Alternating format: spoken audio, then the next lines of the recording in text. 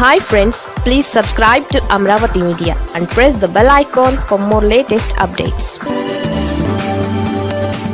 జనంలో జగన్ క్రేజ్ పెంచుతున్న టీడీపీ సార్వత్రిక ఎన్నికలలో ఘోరంగా ఓడిపోయిన వైసీపీని దాని మానాన వదిలేసి ఉంటే కోలుకోవడానికి చాలా కాలం పట్టేది.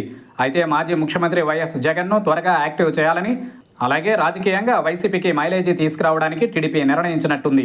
అందుకే టీడీపీ జగన్ను రెచ్చగొట్టే చర్యలకు శ్రీకారం చుట్టిందన్న అభిప్రాయం వ్యక్తమవుతోంది. పొగాకు పంటకు గిట్టుబాటు ధర లభించక తీవ్ర ఇబ్బందులు పడుతున్న రైతాంగాన్ని పరామర్శించడానికి జగన్ పొదిలికి వెళ్లాలని నిర్ణయించుకున్నారు. ఇందులో భాగంగా పొదిలికి జగన్ వెళ్లారు. ఈ సందర్భంగా టీడీపీకి చెందిన మహిళలతో పాటు ఇతర కార్యకర్తలు నల్ల బ్యాడ్జీలతో నిరసన చేపట్టారు. ఇటీవల అమరావతి మహిళలపై సాక్షి ఛానల్లో అభ్యంతరకర కామెంట్స్ నేపథ్యంలో జగన్ పర్యటనను అడ్డుకోవడానికి వెళ్లడం గమనార్హం. ఈ సందర్భంగా భారీగా తరలివచ్చిన వైసీపీ శ్రేణులు సదరు టీడీపీ శ్రేణుల మధ్య చిన్నపాటి గొడవ జరిగింది. పరస్పరం చెప్పులు రాళ్లు విసురుకున్నారు. ఈ సందర్భంగా కాసేపు ఉద్రిక్త వాతావరణం నెలకొంది.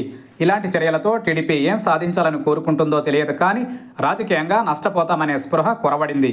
పొగాకు రైతులను పరామర్శించడానికి జగన్ వెళితే అడ్డుకోవాల్సిన అవసరం టీడీపీకి ఏమొచ్చిందో వాళ్ళకే తెలియాలి.